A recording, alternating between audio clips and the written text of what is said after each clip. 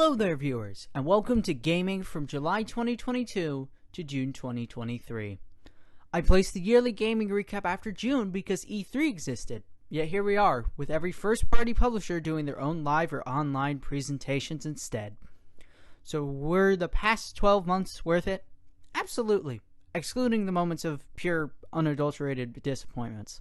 Titles like The Lord of the Rings Gollum and Redfall make players suffer through every minute of playtime, leading to the lowest ratings in a long while.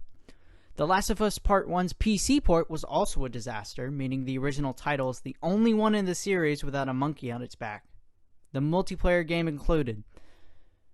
However, titles like The Legend of Zelda Tears of the Kingdom, God of War Ragnarok, Street Fighter 6, Resident Evil 4 Remake, Xenoblade Chronicles 3, Hi-Fi Rush, Dead Space Remake, Octopath Traveler 2, Star Wars Jedi Survivor, Metroid Prime Remastered, and even Blizzard's Diablo 4 and Hogwarts Legacy provided players more than enough in terms of first-party offerings worth playing.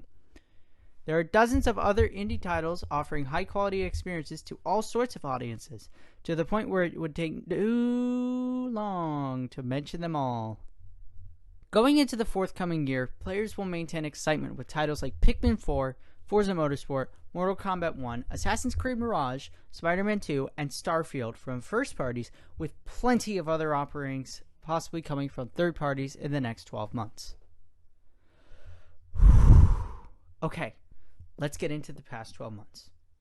However, remember that this recap only includes the games I did not play mostly. There are some that are included, but are not going to get a full look at, or my impressions, until the hopefully planned yearly recap of the things I finished for video games, and also movies and shows. So it's kind of in one bundle. I hope you understand. You got that? Good. Let's start with July. July! Are you a cat? If not, do you wish you were? Well, congratulations, because in July, we got Stray. Looking back, the month secretly sacked itself with major releases outside of Stray, claiming the top spot. Klonoa Phantasy Reverie series is a remaster of Klonoa 1 and 2 on the PlayStation 2. Except they remastered the Wii remake of Klonoa 1 and never remake Klonoa 2. Power Wash Simulator came out of early access, and needless to say, it was a clean sweep. As Dusk Falls is a co-op visual novel, which they tried to hide behind their quote-unquote original interactive drama marketing. However, it is a neat concept. Hopefully more visual novels try co-op decision-making in better, more exciting ways. Forza Horizon 5 got its Hot Wheels expansion, giving it enough steam to last another month in popularity. I say this as someone who spent every waking hour playing the title when it released back at the tail end of 2021 and enjoyed the game's single-player adventure. I don't regret it, but damn do I miss its charm. Square Enix released Live Alive, or Live Alive. No one really knows at this point, even now, after about a year since it came out. It's a great SNES remake nobody knew they needed, including yours truly. Part of that's due to being a Japan exclusive upon its first release in 1994. However, it released 1 week before Xenoblade Chronicles 3, so the hype train almost immediately died out. To be fair, Monolith Soft's third outing, technically fourth if you count Xenoblade Chronicles X on the Wii U, pushed the Switch hardwares to its limit with a massive open world and a JRPG-length story. Unfortunately, I was playing through Xenoblade Chronicles Definitive Edition when Xenoblade 3 released, so it only reminded me of the long road ahead. Lastly, there's Multiversus, a free-to-play Super Smash Bros. Clone Warner Bros. Ironically published a month before removing dozens of productions on their streaming platform. Well, that's aged well. The game also left its beta phase and won't be back until 2024 for whatever reason. Because I guess Warner Bros. Can't stop making stupid decisions with their own IPs. August! Motorsport Manager is dead. The franchise hasn't had a new game since 2020 with Motorsport Manager Online, a free-to-play microtransaction-infested version of the long-beloved franchise. The franchise first appeared in 2014 on mobile devices from a solo developer, whose name I cannot remember for the life of me for some reason. However, he is in the games. His name is in the games as a driver, so take that as you will. The title is a bit of nostalgia for me, and the franchise's first and only PC title is a sight to behold. That doesn't mean I'm good at playing it, though. Published by Sega, Motorsport Manager on PC set up an entire fanbase who loves to manage a racing team. Luckily, after more than 5 years of waiting, they got what they wanted with the release of F1 Manager 22.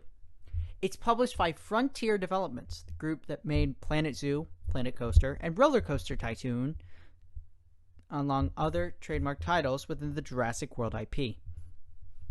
The first crack at the racing manager genre was never going to be perfect, but they're learning from their faults and player experiences to make a better experience in F1 Manager 23. Because July became the first-party supported month, August was a month for the indies. Cult of the Lamb became a gaming and live stream hit with Twitch functionality and entertaining cult indoctrinating mechanics. Rollerdrome reinvented the shooter genre with fast-paced rollerblade killing and an art style starting to hit its stride in the indie industry. Midnight Fight Express takes a similar approach as Sifu to the isometric beat-em-up genre with high-octane crime-fighting action. There's also Immortality, another critically acclaimed live-action interactive video game.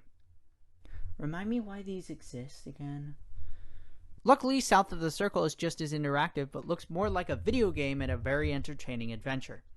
Finally, there was Tinykin, a more kid-friendly collectathon twist on the Pikmin formula, and Inscription released its innovative card-playing experience to PlayStation gamers. However, that's not to say there were zero first-party supported releases. Marvel's Spider-Man Remastered released on PC, yet again proving the game's marvelous graphics, story, and open world. Too bad I don't have a PlayStation or a good enough computer to play it. Soul Hackers got a sequel, promptly named Soul Hackers 2, yet another game within Atlus's catalog. Fans of the critically acclaimed Teenage Mutant Ninja Turtles Shredder's Revenge received the Cowabunga Collection, which contained 13 classic renditions of the TMNT video games. Genshin Impact also launched its Sumeru update, adding more to the already massive world and overarching narrative its free-to-play gacha game offers. Speaking of Genshin Impact, Tower of Fantasy is the next best thing to the title, despite its passable content and narrative filled with potential.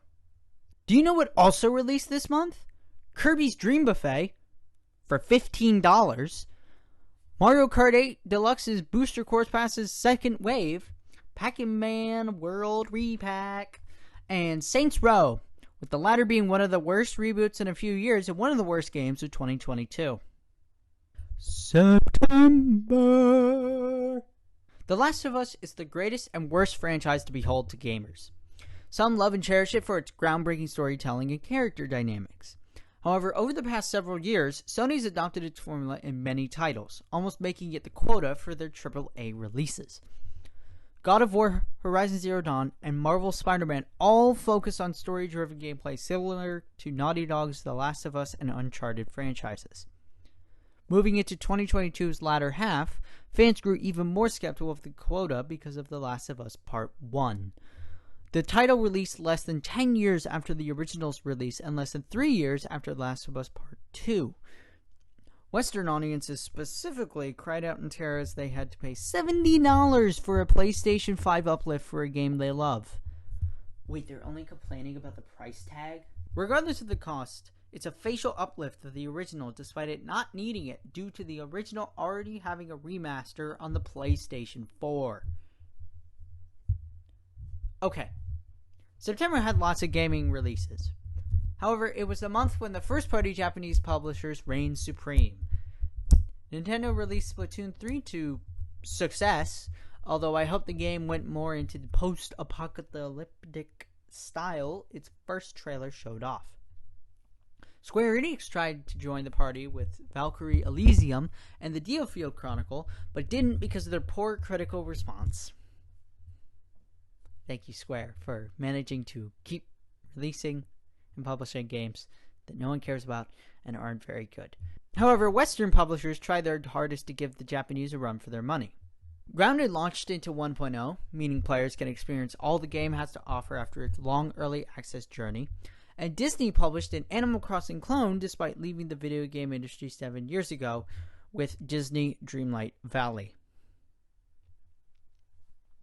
LEGO Brawls released the same day as The Last of Us Part 1, which explains why nobody bought or reviewed the game. Other than that, September also released lots of big indie games. Temtem released its 1.0 update, offering a competitor to Pokemon whenever they refused to improve their gameplay. Outer Wilds had a next-gen update, expanding the innovative genplay. I mean, it's next-gen update, so honestly it makes sense. Outer Wilds had a next-gen update, expanding the innovative gameplay with outstanding graphics for modern consoles, and Trombone Champ provided people with no talent. Man, people like knowing how bad they are at something, huh? Return to Monkey Island after a rejuvenation of many fans' childhoods. Shovel Knight Dig changed the IP's formula by making an action roguelike, and the Legend of Heroes Trails from Zero offers even more Legend of Heroes lore after the developers completed the Trails of Cold Steel franchise a couple of years ago. There's Jack Move for turn-based battles, There Is No Light for a dark and atmospheric story, and Solstice for a coming-of-age hack-and-slash. However, there are a few noteworthy failures. Steel Rising and the Outbound Ghost. Both included solid art styles and graphics, but lacked error-free gameplay in some way, shape, or form. October. Nier Automata and No Man's Sky released on the Nintendo Switch this month. Nier Automata is a hidden gem with its philosophical viewpoint on a post-apocalyptic society, and No Man's Sky is a space exploratory adventure with endless worlds to explore and colonize. Just make sure you don't get it confused with Outer Wilds or Starfield. Got it? Good. Many fans glorify Nier for its philosophy and storytelling, piquing my interest with what it offers. No Man's Sky, however, had the opposite effect upon release. It started as a buggy mess and a far cry from the quality experience it is now. However, Nintendo fans haven't had to experience those problems, making the two releases a joyous occasion for on-the-go entertainment. October became another round for first-party developers trying to shine brightest. Overwatch 2 launched. LEGO and Ghostbusters each got a game, LEGO Bricktales and Ghostbusters Spirit Unleashed, with one including disappointing multiplayer and the other being kid-friendly. Nickelodeon Kart Racers 3 released with many, myself included, unaware of the IP's existence. Mario & Rabbids Sparks of Hope provides a great sequel to its predecessor, giving Ubisoft another pass for the rest of 2022, with the highly Twitter-discourse Bayonetta 3 releasing a week later, giving players more of the Bayonetta they know and love, at least until Bayonetta Origins. Resident Evil Village's winter expansion released the same day as Bayonetta 3 alongside Call of Duty Modern Warfare 2, which earned over $1 billion in 10 days. PlayStation and Nintendo should have seen that coming, but one released a DLC and the other a niche title. So what more could they lose? Square Enix also developed and published Star Ocean: The Divine Force, making me realize how many Square Enix games go unnoticed outside their Final Fantasy franchise. However, there are a few letdowns. Gotham Knights tried and failed to replicate the success of the Batman Arkham series, partly because Batman is dead, and new Tales of the Borderlands offers a less stellar sequel to defunct Telltale Games' Tales from the Borderlands. In hindsight, people should have seen it coming from the sequel's title. Lastly, the Oculus, or Meta Quest Pro, went on sale for $1,500, which dropped to $1,000 in March of 2023, a far cry from the Quest 2's $400 price tag, which also dropped to $300 in June 2023. However, first parties graced multiple devices via ports of their popular titles. No More Heroes 3 released on all modern consoles, minus the Switch and PC, pleasing many longtime fans who'd like to experience it without buying a Switch. Speaking of PCs, they received Crash Bandicoot 4, It's About Time, Uncharted Legacy of Khalif's Collection. No, it's Uncharted Legacy of Thieves Collection. Thank you very much. And Sackboy's Big Adventure. Oh, so that's what PlayStation's been doing this whole time. Finally, the one everyone's waited years for. Persona 5 Royal, released onto all modern consoles, minus PlayStation 4 and 5, because it was already there, and PC, letting people experience one of the best JRPGs in recent memory, especially in the gameplay department. How would I know? I have no idea. I just know I want to play the game now that it's not on a PlayStation console, because I don't have any PlayStation consoles right now. I'm smiling if you didn't know. Quite a few indie titles also released in October. Marauders launched into early access as a multiplayer looter shooter in space. Asterigos Curse of the Stars is another take on the Souls-like formula. Potionomics is a critical success with a strong potion building simulator featuring a cozy atmosphere amidst delightful character interactions as you climb out of debt. However, 4 games stood tall against its competitors. Scorn offers a body horror adventure with an art style taking inspiration from Zdzisław Beksinski. Hang on, let me actually try to read this. Zdzisław Beksinski. Zdzisław Beksinski. It's the S in Beksinski. It keeps getting me. I'll put the name up on screen. And H.R. Geiger. The latter most notably known for his artwork for the Alien franchise. A Plague Tale Requiem is a sequel to the beloved Plague Tale Innocence, with Requiem.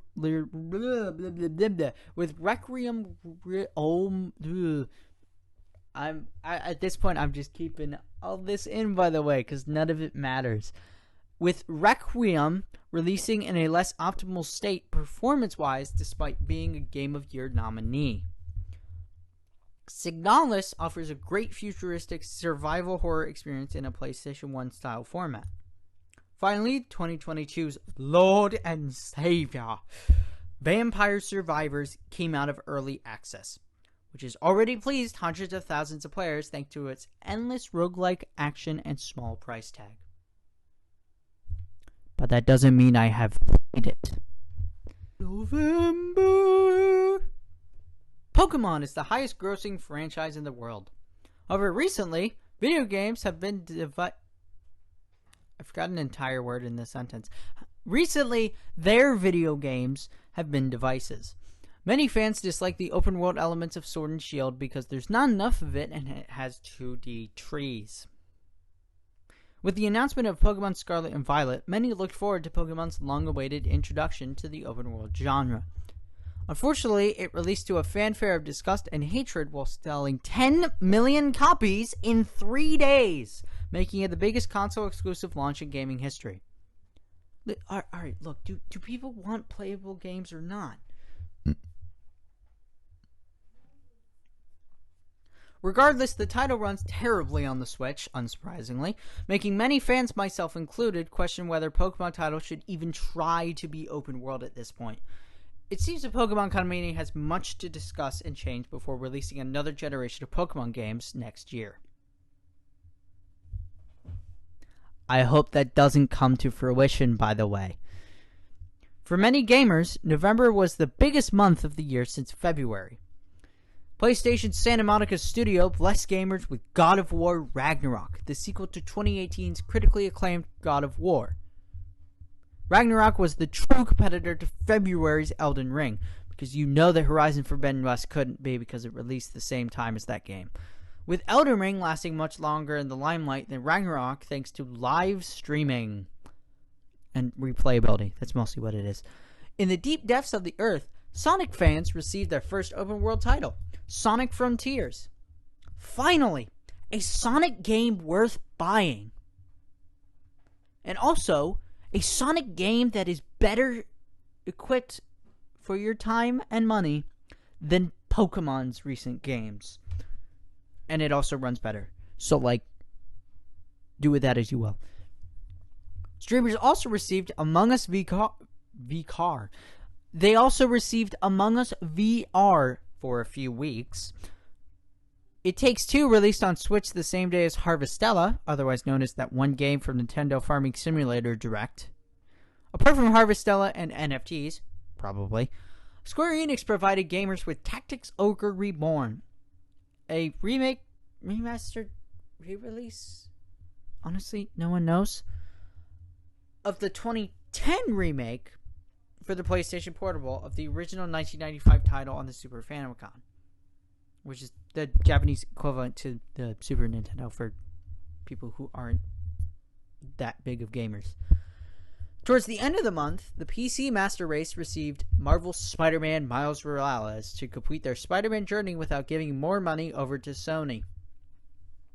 Warhammer 40k Darktide also released on PC, enraging the Master Race with its bugginess and failed promises.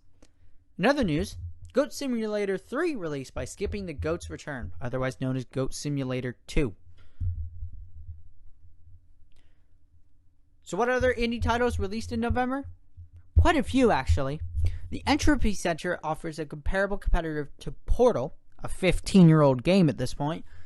Lunistis is a fantastic 3D platformer available for $5.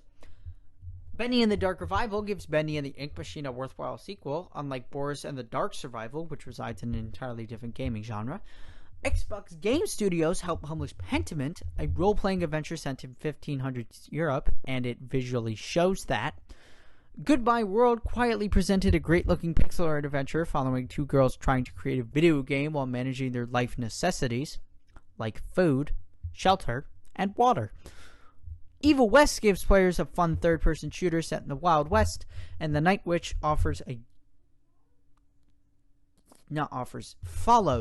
The Night Witch follows a young witch in a card-based shoot-'em-up Metroidvania. December. The PlayStation Portable is an underrated system in Sony's catalog and was a vital part of my childhood card trips. However, one franchise I've never touched is Final Fantasy. Yes, I know. Shoot me now. Which also had a title released on the PSP. Crisis Core Final Fantasy Reunion is a remake of the title with the same name and a prequel to Final Fantasy VII. It was loved for its down-to-earth protagonist, but translates poorly into VII's current story and has some very interesting line deliveries. I'm glad modern console gamers get to see the title many loved back in its heyday in all of its HD glory. And 7 Remake UI. December included a lighter load of releases because Jeff Keighley needed to give God of War and Elden Ring their rewards. However, that doesn't mean those releases were nothing special. Marvel's Midnight Suns is the closest thing to an XCOM Marvel crossover, as it's made by XCOM developers Firaxis Games. However, their strong suits lie in Midnight Suns' card-based tactics gameplay, not its in-between battle character interactions. Who could have thought? Need for Speed Unbound offers a refreshing take on the arcade racing formula, with a unique art style and awesome car modifications, despite its lack of replay value and grinding. You were so close, EA, to making a good Need for Speed game. But you managed to not do that. Unsurprisingly. Congratulations on pissing off a fanbase again. The Callisto Protocol is a spiritual successor to Dead Space, made by the series' co-creator. Unfortunately, it doesn't do anything innovative or horrifying, resulting in its mixed. It's a mixed reception, folks. Meanwhile, Dragon Quest Treasures just sits there, waiting for someone to recognize it.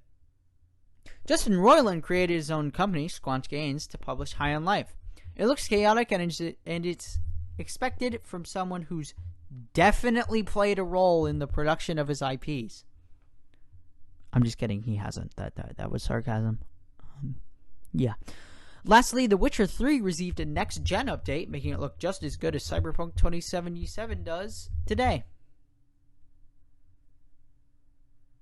we don't speak about its original release back in 2020. On the other side of the table, indie titles try their best to compete with December's small yet powerful lineup. Dwarf Fortress came out of nowhere, but it's due to the first alpha release in 2006. This game's old. It's as old as the Wii. It's kind of sad, but also impressive. Much like today's games, many love its procedurally generated adventure, especially in its currently more accessible state. Hello Neighbor 2 does the same as its precursor, which already ran its course in the gaming industry, especially on YouTube, upon its creation in 2017. Choo Choo Charles is much the same, with it being a novel concept but a letdown in its gameplay execution. The same said for Sports Story, the predecessor to Golf Story. It's buggy and includes tedious fetch quests made very clear by many critics. However, there were a few standout titles. Potion Craft came out of early access and offered a more straightforward potion simulator that lacks it lacks a story but thrives on money-making potions.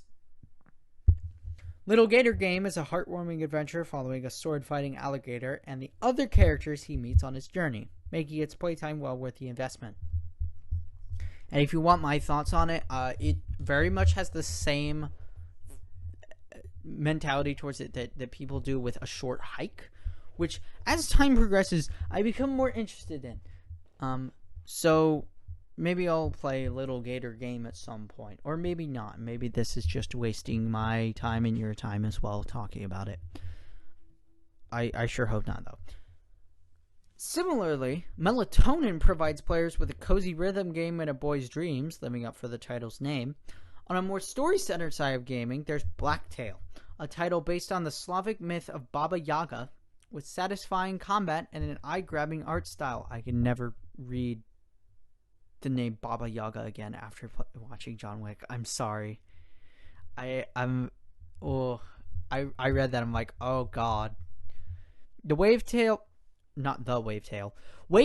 provides itself in its short but satisfying adventure as players surf on the world's submerged landscape as they find the truth beneath the waves. Finally, Chained Echoes became a quiet smash hit, solving many turn-based RPG annoyances while honoring its inspirations throughout its adventure. Square Enix is famous for creating fantastical worlds mixed with medieval and futuristic elements. Forspoken does both, in a way, since the title's protagonist comes from modern-day Earth. However, it doesn't mean the game's good or relevant. It doesn't do anything different to stand out from the crowd, especially when players can't resonate with the protagonist and their talking magic bracelet. In fact, Square Enix seems to agree with the fans by almost immediately throwing Forspoken under the rug for bigger and better titles with quote-unquote Final Fantasy in the name. Because you know Square loves Final Fantasy. That's why they're making the remake and splitting it up into at least 3 parts, excluding the fact that the next game is going to be on 2 discs. Why? We're not sure yet, but that's the scariest part about it.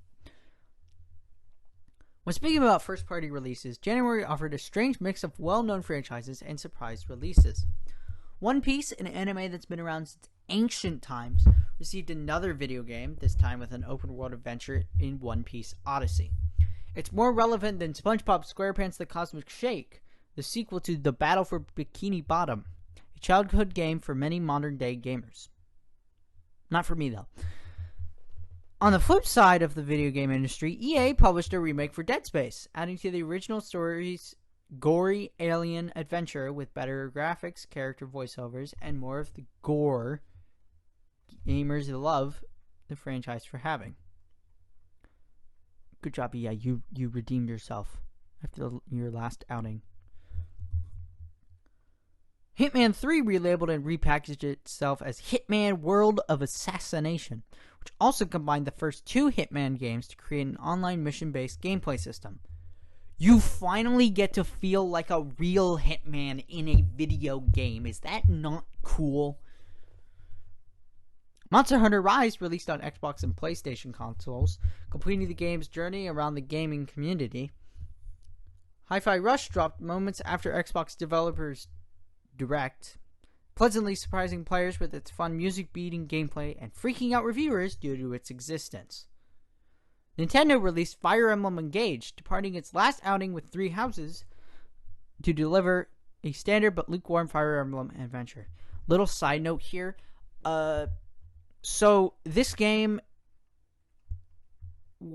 it's rumored that this game was supposed to celebrate Fire Emblem's, I think, like 25th anniversary or something like that. But the thing is that because of the virus, the infection, you know what I mean, they had to postpone it from releasing. So, like, they just kind of threw it out there as a game that people could play. Which does make sense because it does bring back a bunch of classic Fire Emblem characters. And it is very much a baseline Fire Emblem game that isn't really anything like Three Houses.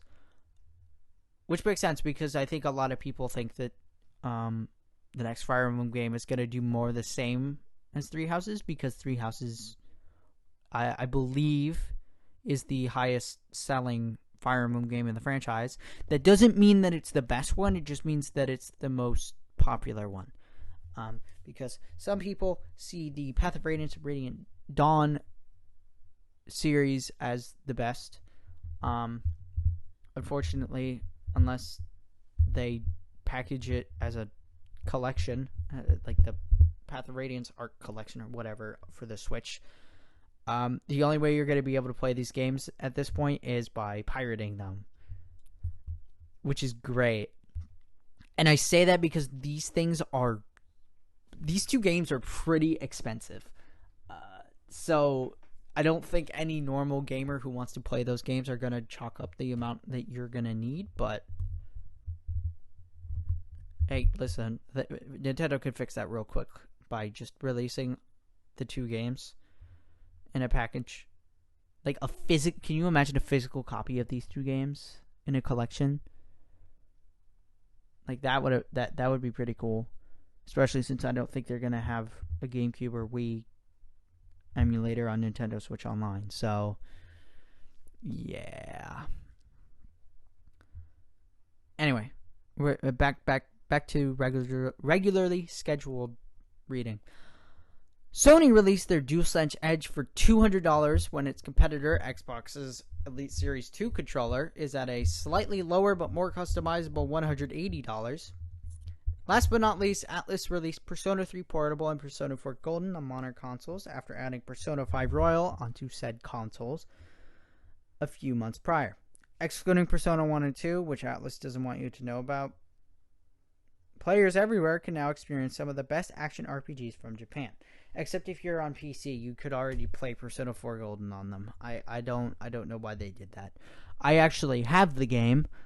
I got it probably 2 years ago as of recording this. So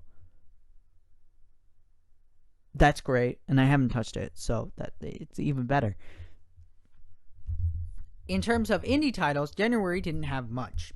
A Space for the Unbound follows two high school teenagers as the world crumbles around them, presented through dark psychological undertones. Season A Letter to the Future follows a woman reminiscing about their past before the world around her falls apart in an apparently short fashion. And Pizza Tower fine-tunes its platforming predecessor, Wario Land, resulting in action-packed score builder that seemingly avoided a critical response. February. The PlayStation VR 2 is Sony's next big push for virtual reality. And while many focus on Horizon Call of the Mountain as its flagship title, I focus on Gran Turismo 7's VR support. Almost since the creation of virtual reality headsets, racing games became an integral part of the consumer base. Too often do people notice a disconnect between the racing on screen and their driving in the real world. As in, like, with their steering wheel in the real world, not like actually driving a car. Well, a VR headset further enhances the surrealist experience of driving a car extremely fast. With Gran Turismo 7, however, players will also use the VR2 in the title showroom, making a car's beauty a jaw-dropping experience. So while many grow skeptical of whether virtual reality is the future, racing titles like Gran Turismo 7 are using it to enhance the racing and driving experience. As it should, because the game is apparently gorgeous. Fortunately, I don't know because I don't have a PlayStation. February was another big month of releases. Nintendo abruptly pushed out Metroid Prime Remastered to everyone's approval alongside Game Boy and Game Boy Advance titles moments after their Nintendo Direct. Too bad I have the original copy on the GameCube. Ahaha! Nintendo published Kirby's Return to Dreamland Deluxe, a deluxe port of the Wii counterpart from 2011, and Octopath Traveler 2, a sequel to Square Enix. You know what? I think with the track record Square Enix has had in this entire thing, that makes sense that I would mess up on their name. It's Square Enix's critically acclaimed Octopath Traveler 2. That's what it's. That's what Octopath Traveler 2 is a sequel to. Not Octopath Traveler 2, but Octopath Traveler. Okay. Octopath Traveler 2 is a sequel to Square Enix's Octopath Traveler. You happy? You happy? I finally said it correctly. You're welcome. Turns out Square Enix does make great games sometimes. Yeah, I pretty much said that. I predicted myself. Wait, they also released a Final Fantasy Rhythm game? How many different titles can a company publish at one time?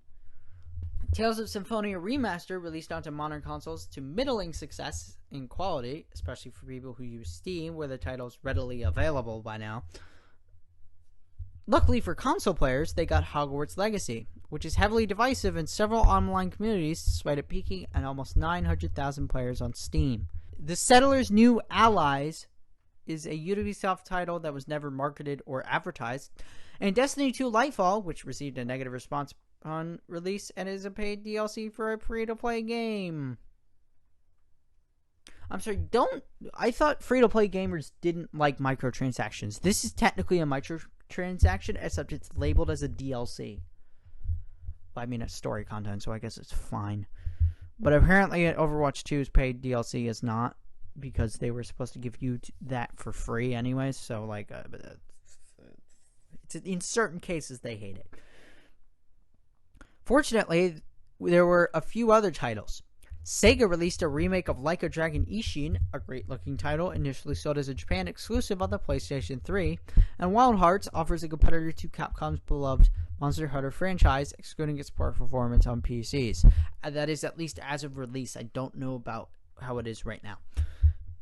However, PC gamers received Returnal from Sony, who also released their PlayStation VR 2 alongside Horizon Call of the Mountain. Surprise. A title that's more of a tech demo for the VR2's innovative technology.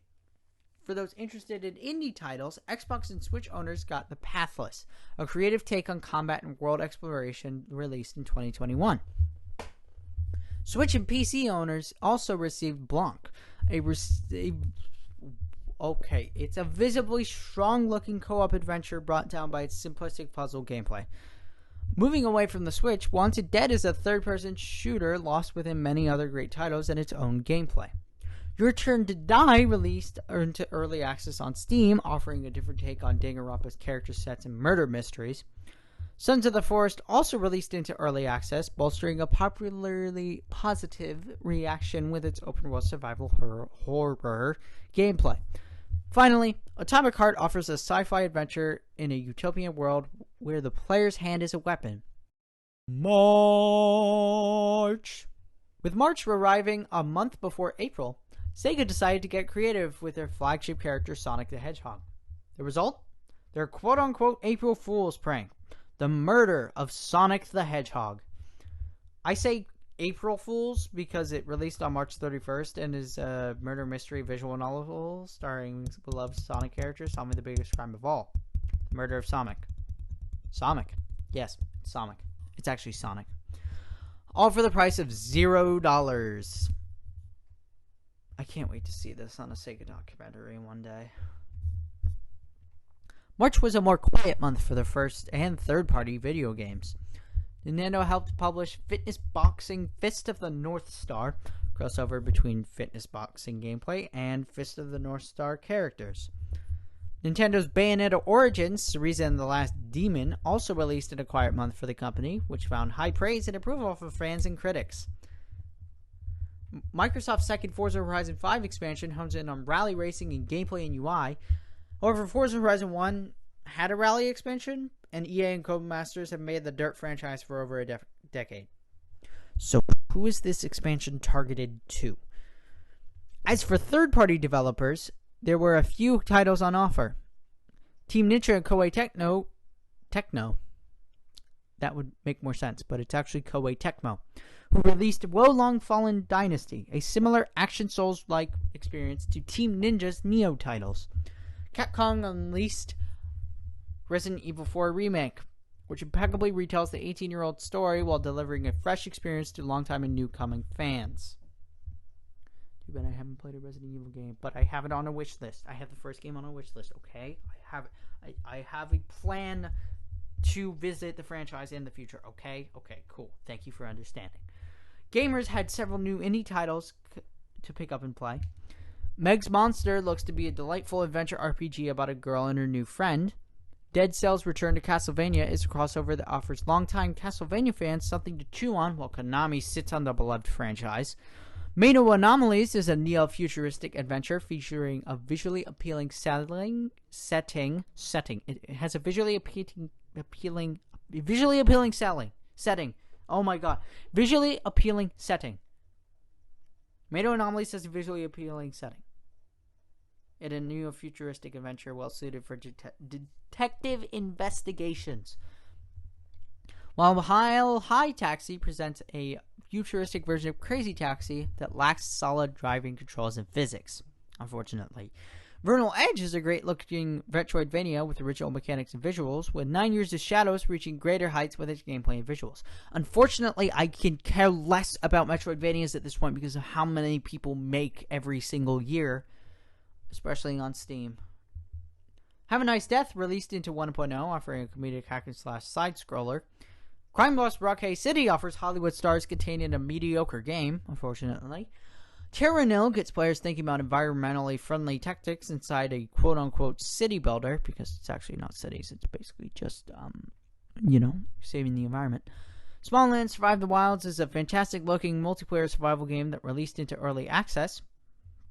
Lastly, there's Dredge, a comfy-turned-Lovecraftian fishing adventure. I enjoyed playing the game's demo a few months back due to its pick-up-and-play nature, and I wish I had a portable device to play it with. I actually have a Switch, so I might just be lazy at this point. April. Advance Wars is a title beloved by many. It surprisingly released on the Game Boy Advance as a turn-based strategy game similar to Fire Emblem's flagship gameplay. Fast forward to 2021, and Nintendo announces a remake of both Advance Wars games set for a December release. However, they delayed its release to April 8th, 2022, until political events sidelined the title until further notice. Luckily, Nintendo decided enough was enough and finally released Advance Wars 1+2 Reboot Camp on April 21st of 2023.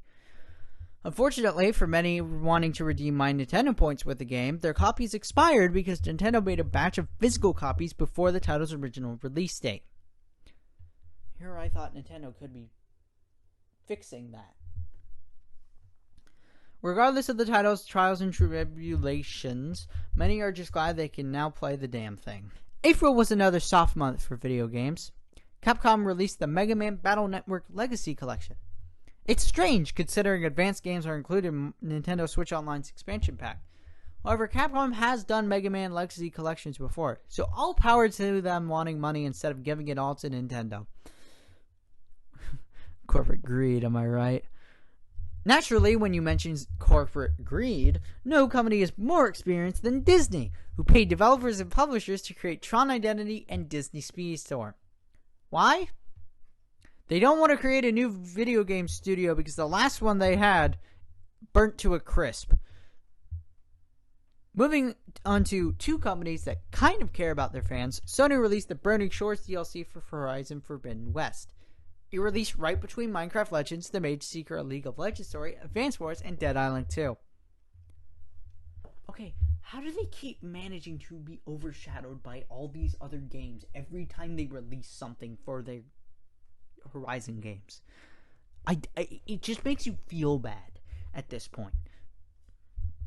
If you're looking for a company that sort of cares about its fans, there's Hoyo vs. Honkai Star Rail, a turn-based RPG building off the Genshin Impact hype train. Whoa! It also includes elements from Honkai Impact 3rd, a title made by the same company before Genshin Impact's release. Did you get all that? Good. Let's move on. Minecraft Legends is the next addition to Microsoft's catalog of Minecraft titles because of how many copies they sell. It offers a mostly niche but entertaining alternative to Minecraft, where it's the main seeker adds to Riot Games' newfound portfolio outside of their free-to-play MMO titles. Excluding Arcane, that shows an entirely different but beautiful beast. Dead Island 2 meets expectations for its zombie fighting gameplay despite taking 9 years to complete. Last but certainly not least, EA published Star Wars Jedi Survivor, a fantastic sequel picking up where Fallen Order left off, except for the PC port. It's broken at launch, like several other PC ports released in the first half of 2023, especially The Last of Us Part 1 on PC. That thing was abysmal. Moving on to indie titles, there were enough to suit multi-dimensional needs. Coffee Talk Episode 2, Hibiscus and Butterfly is an interactive 2D simulator and a sequel to 2020's Coffee Talk. Cassette Beats is a Pocket Monster-inspired 2.5D adventure, except they're stored on cassettes players use to turn into them. Meet Your Maker is a 3D level building action shooter. Boundary is an MMO astronaut shooter. And War Tales is a 3D turn-based strategy RPG fresh out of Steam Early Access. However, there are two that stand out the most to me. Stray Lights is a vibrant-looking 3D action adventure focused around parrying. I almost said partying. Stray Lights is focused around parrying. And Shadows of Doubt is a 3D pixel art adventure with an immersive catalog of mysteries to find. May! Alright, Xbox. Tears of the Kingdom is releasing this month. So what do we have to combat it? Okay. How are Horizon 5, Psychonauts 2, and Minecraft Legends the only passable high caliber titles you published since the Series X's release? Redfall is, to many, a prime example of an undeliverable idea. A studio experienced in single-player experiences isn't going to know how to make a live service multiplayer game. However, at launch, Redfall's gameplay is desolate and empty enough to not even pass as a playable video game. If I was Xbox, I'd be worried about my lineup going into the second half of 2023 with 2 games on the chopping block. Forza Motorsport 8, but technically more known as Forza Motorsport now because I guess they're rebooting the franchise. I don't know, man. I don't ask questions. And Starfield. Let's hope Xbox's June showcase delivers on the remaining titles left in development, especially considering their release library for the rest of the year. Spoiler alert, that happened. They did a good job. I pat them on the back. I'm actually excited for Forza Motorsport. Unfortunately, I can't play it because I don't have a Series X, but I'm excited for it nonetheless. Speaking of underwhelming releases, The Lord of the Rings Gollum delivered one of the worst playing experiences in years, even receiving a rare 0 out of 10 from one digitally downloaded. I don't know who this critic is or who they're representing, but it's important to know that there is a 0 out of 10 rating. The gameplay falls flat because it never gives players entertaining tasks to complete, meaning there's no incentive or reason to experience what Gollum has to offer. They're making it go 2 for 2 this month in bad video game releases. On the topic of a video game based on a well-known IP, May offered 3. Starship Troopers Extermination has a great FPS experience regardless of if players are familiar with whatever a Starship Trooper is. LEGO 2K Drive is an open-world LEGO driving game made by 2K, who loved Forza's idea of drivable LEGO cars enough to pay LEGO the rights to make a less expressive experience. By the way, Forza Horizon 4 offered the LEGO Speed Champions DLC in June 2019. Just saying. Lastly, Star Trek Resurgence offers Trekkies another video game experience. franchise has several other games, but unfortunately, much like the franchise itself, they aren't mentioned in mainstream pop culture. I swear, you need to look under a pile of rocks before you find anything Star Trek related these days. And I should know, I have watched some of the movies. I watched the first 2 modern Star Trek movies. I've also seen bits and pieces of Star Trek the Next Generation, because my dad was a fan of it. However, there's one title consuming the minds of gamers to this day, making them mechs with. The Legend of Zelda Tears of a Kingdom goes above and beyond its precursor by providing a sandbox within the title's narrative, which not many people talk about because they're too focused on the sandbox mechanics. There are countless moments where players lose themselves in the refreshed world of Hyrule while continuing the game's storyline. They also abuse Koroks, but I digress. Tears of the Kingdom consumed the internet, much like Elden Ring did in 2022. However, the title's open-world sandbox gameplay makes it more accessible than Elden Ring's traditional Soul gameplay, according to yours truly, making Zelda's outing more mainstream and successful, especially on Twitter. Looking at May's indie titles, there's a mix of quality and popularity. The Outlast Trials is a survival co-op iteration of the Outlast franchise formula. However, it's another multiplayer survival horror game. System Shock is a space adventure where players fight against an AI taking control of a space station and its crew. However, it's a remake of the 1994 original. Moving on to my picks, Ravenlock includes a fantasy adventure with visually impressive character and monster designs in normal and pixel art 3D. Void Train provides an experience similar to Subnautica, where you build and grow a train instead of an underwater station. Lastly, Planet of Lana is a simple yet satisfying puzzle platformer where players travel through a world overrun by machines. Ladies and gentlemen, we now have June. Folks, you're not going to believe this. F1 23 features Breaking Point 2 and the return of the great Devin Butler. F1 fans and gamers also refuse to say if it's good or bad, much like how fans reacted to the Apple-produced F1 movie, which I'm quite excited for. Is it because EA has control of the F1 license? Probably. Outside of motorsports, June has a lighter offering of new titles, but did include several franchise titles, regardless of the size or quality of them. Street Fighter VI arrives 7 years after its predecessor, including new single-player modes and a player customizable character.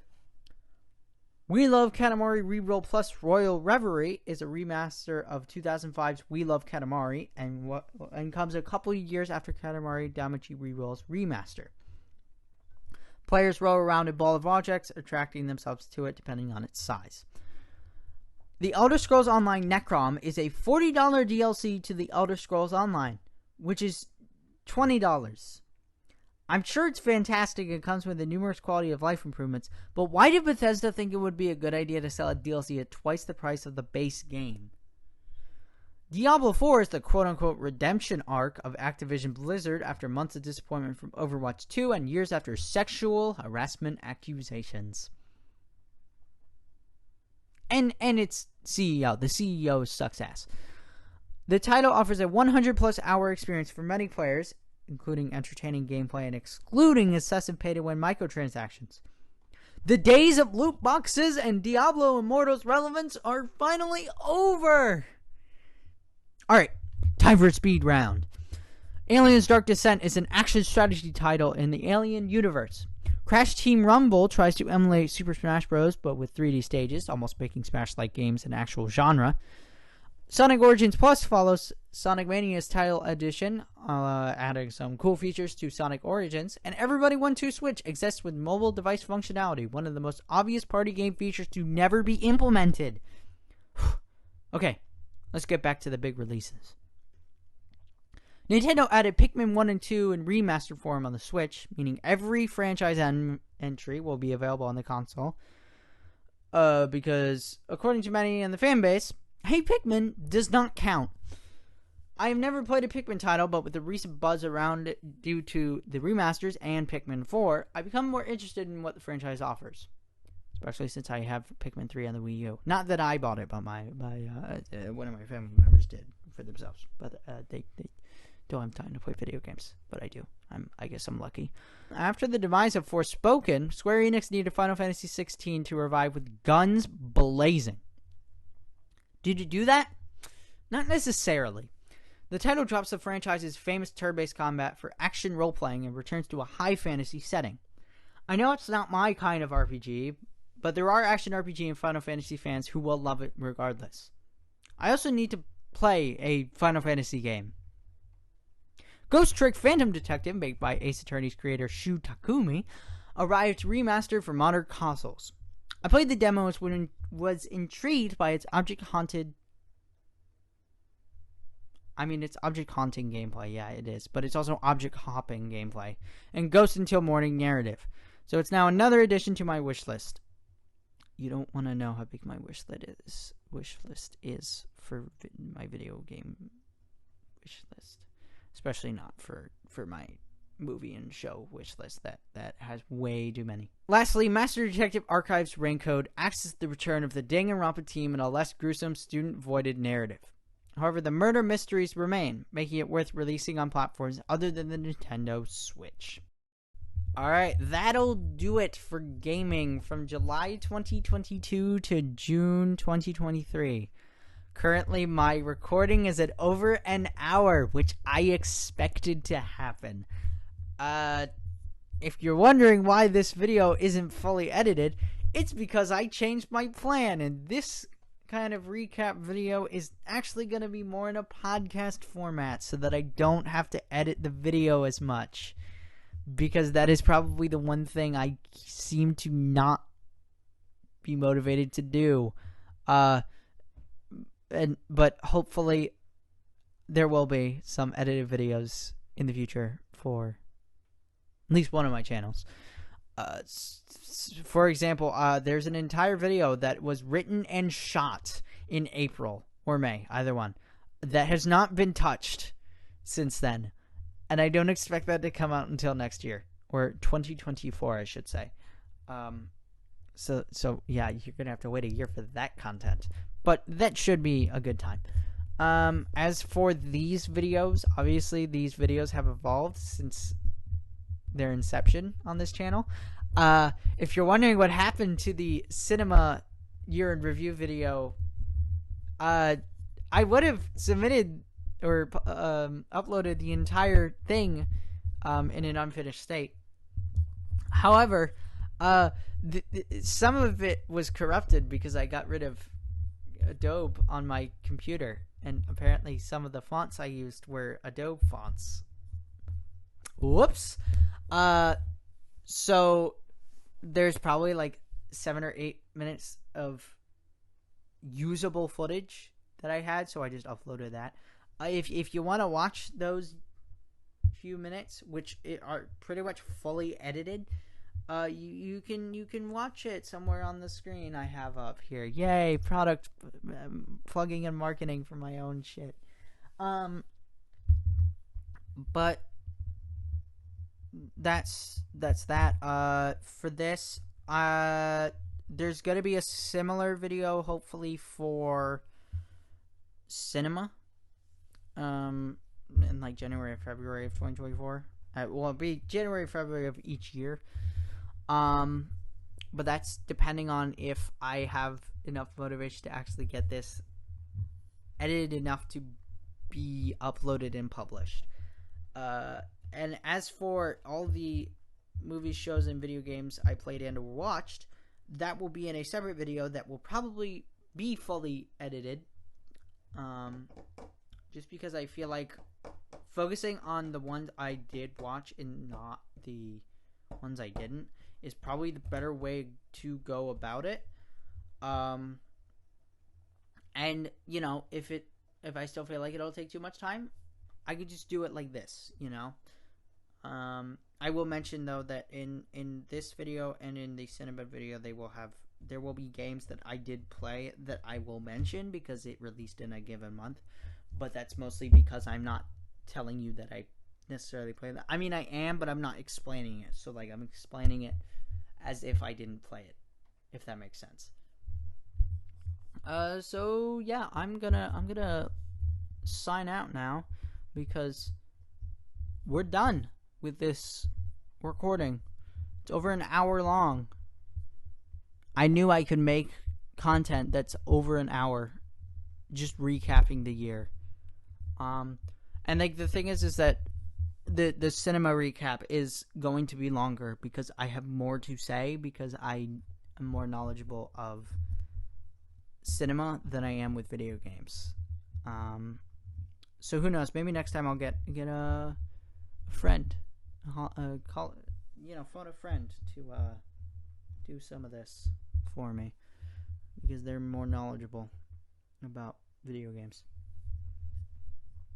But yeah, again, the remnants of the Cinema Year Review video will be up on screen if you want to watch it. I'm not saying you should watch it. I'm saying watch it if you want to, because it's only like 7 or 8 minutes and it's not going to take that long time. But also at the same time, it doesn't matter if you don't watch it. There's not much you missed apart from I think talking about Top Gun and maybe Fooly Cooly. That's about it. Alright, cool. Thanks for your time. Okay, bye.